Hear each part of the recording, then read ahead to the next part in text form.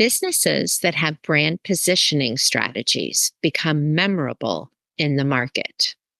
Do you ask for a tissue or a Kleenex, a bandage or a Band-Aid? Great brand positioning strategies are built on great brand positioning statements, which we're covering now on Brand for Good. Welcome to Brand for Good, the show for purpose-driven leaders who want to build timeless brands and create sustainable impact. I'm Lorraine Sugart, former PR and marketing executive turned founder of the disruptive agency Prosper for Purpose. I've worked with some of the world's most beloved brands, and I'm here to help you elevate your brand identity, visibility, influence, and impact. Are you ready to brand for good? Let's go.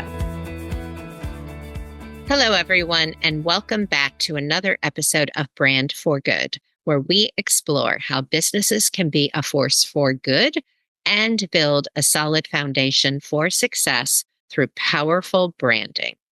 On the last episode, I covered how to create your unique value proposition, or UVP. Your UVP focuses on the unique benefits you offer and why customers should choose you. This week, we're diving into brand positioning, which builds on your UVP by defining the specific space you occupy in the market relative to your peers or competitors. So today I'm going to dive into what brand positioning is, why it's essential, and how to craft your position effectively using the same kind of positioning framework I do with our one-on-one clients. So whether you're a seasoned marketer or a business owner looking to strengthen your brand, this episode is for you. Okay, so brand positioning is the process of placing your brand in the mind of your ideal audience. That's it. It's defining how you want your customers to perceive your brand relative to your competitors. So think of it as the unique space your brand occupies in the market and in the hearts and minds of the people that you want to work with, the people that you've already worked with. So let's look at a few examples. Apple, one of my favorite brands to reference, positions itself as a premium brand, offering innovative technology, sleek design, and just fun to use, a fun user experience.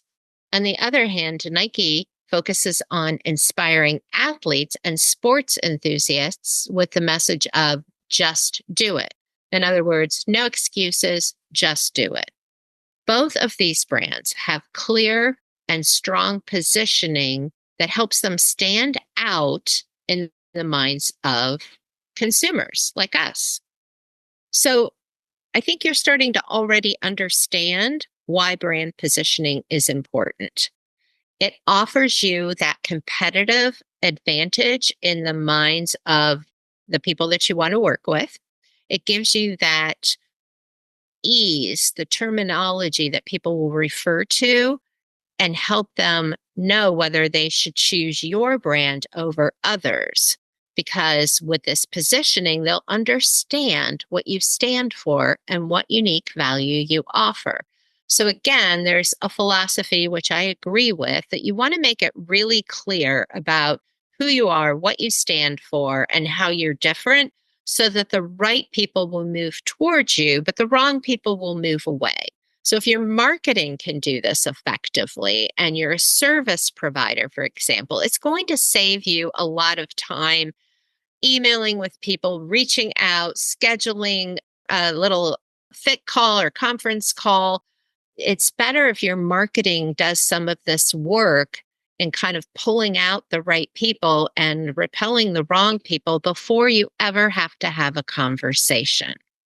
Your positioning also helps build loyalty and trust. So trust is a huge issue in the market, especially over the last couple of years. So people want to know what you stand for. I talked about this a couple episodes ago with the importance of your core values. If you haven't listened to that, please go back and listen in. But basically, your customers want to know what to expect from your brand. And when they do know what to expect, and when they take that leap of faith and invest in you, and you deliver on your promise, which we talked about 2 episodes ago, they're more likely not only to continue to buy from you, but to become brand advocates, which means they recommend you to others. The other thing that effective positioning does is what I just referenced, make your marketing more efficient. So, in addition to kind of attracting and repelling people in the marketplace, it also provides clear direction for how you want to craft your messaging, where you want to put it, so that you can really align all your marketing activities to kind of speak from the same playbook. It makes it easier to come up with the right messages and the right stories and the right opportunities for where you want to go and how you want to show up online once you know what your position in the marketplace is. Finally, it enables you to reach and serve more people. Strong brand positioning helps expand your reach because when your brand stands out and resonates with a larger audience, this increases your visibility and your influence and helps you serve people more effectively. So, how do you write your brand positioning statement? Now that you hopefully understand a little bit more what brand positioning is and why it's important, let's talk about how to write a compelling brand positioning statement. So, this is what we do with Prosper's clients. And really, we define an ideal brand position as an internal statement of consensus. You might want to write this down if you're not driving. Your brand position is an internal statement of consensus about the key components held true by your leadership and your team, the position that helps you stake your claim in the market.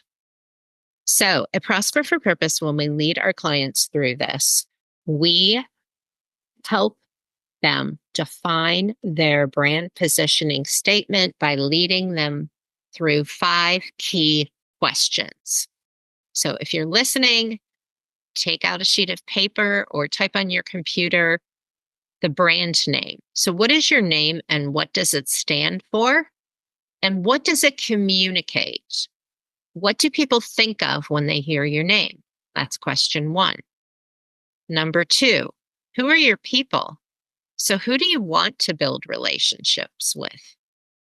That ideal customer category. Next is your promise, which we worked on 2 weeks ago. What do you promise the people who work with you? What solution do you offer to address their pain or their passion? How do you solve their problems? The next question is landscape. So this means what landscape do you operate in? What is your general industry? What does everyone in our market do the same? And then finally, what is the reason to believe? So, what is our special sauce? What unique blend of ingredients make our brand distinct? So, now that you have all these down, I'm going to give you a couple of examples.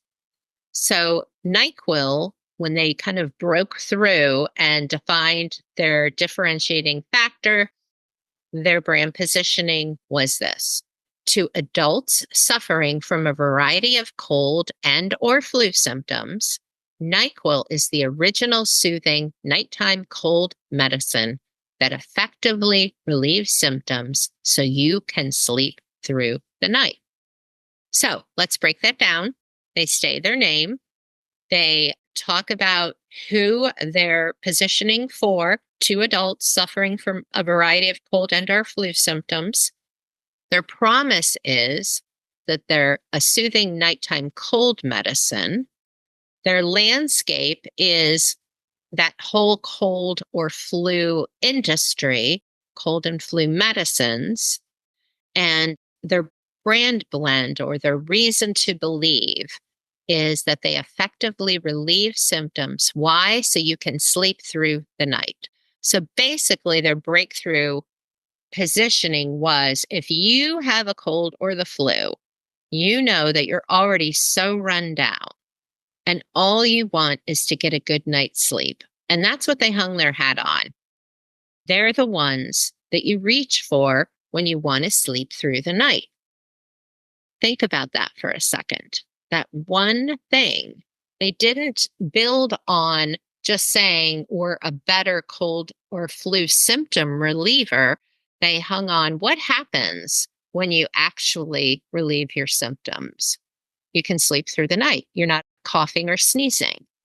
So it's something that wasn't their main selling point, but it was like this added benefit. Now, maybe other cold medications do the same thing, but NyQuil claimed it in the market. And so it is forever in the mind of its consumers, the medicine to take if you want to sleep through the night. Let's look at one more. So Michelin, for a while, Michelin has had a few different angles to their marketing, from being the race car tires to being the family-friendly tires. But what always sticks in my mind is when they went for family. I think my family was pretty young at that point, and their positioning was this: to family-oriented adult car owners concerned with safety, Michelin tires are the premium tires that can provide greater peace of mind. So, to family oriented adult car owners is very specific. What do they mean? They mean they're talking to parents. Parents are the ones that are concerned with safety. They're carting their babies around, they're carting their school age children around. They want to be safe. They prioritize safety over pretty much every other quality. And then they talk about Michelin tires are the premium. So they're a premium product. They're not a low cost product. The premium tires that can provide what? Their reason to believe is greater peace of mind. Just like NyQuil's reason to believe was sleeping through the night. If you can sleep through the night, if you can have peace of mind based on your tires, that's a reason to believe. And once you experience that brand and they deliver on that promise, you're more inclined to recommend them to other people.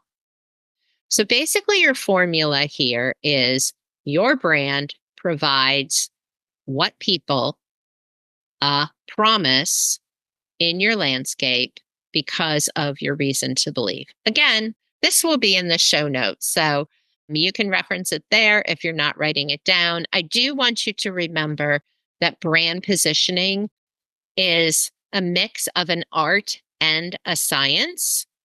And so, again, what you're doing here, you are writing a statement that is passive in tone. So if you know the difference between active and passive voice, this is more passive. It starts with a preposition.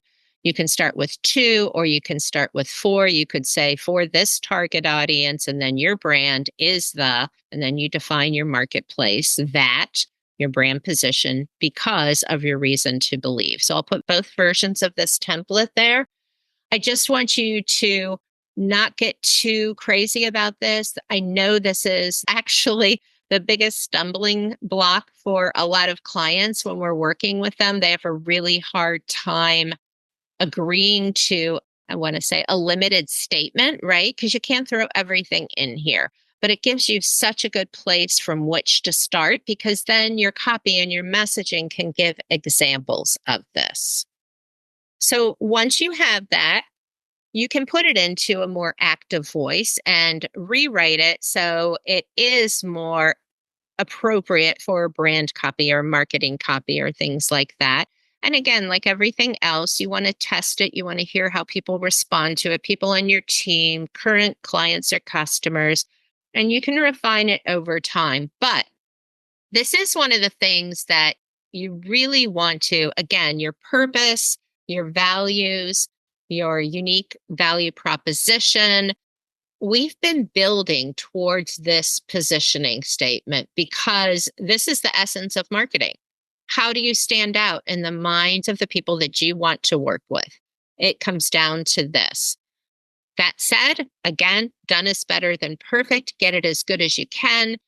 Ask your team, if you have team, for their feedback on it, internal consensus, and then test it with your current clients. So remember, strong brand positioning is the foundation of a successful brand strategy. I want you to stand out in the market. I want you to build customer loyalty, attract the right people to your business, and most importantly, I want you to be able to expand your reach to serve more people. Take the time to craft a compelling brand position and watch how it transforms your business. Thank you for listening. I'll see you next week on Brand for Good. Thank you so much for tuning in to the Brand for Good show. If you like what you heard, please hit the subscribe button so you never miss an episode, and leave a review so other purpose-driven leaders can find this valuable content. To learn more about building a brand for good, please visit prosperforpurpose.com for more resources and information on all the ways you can work with us.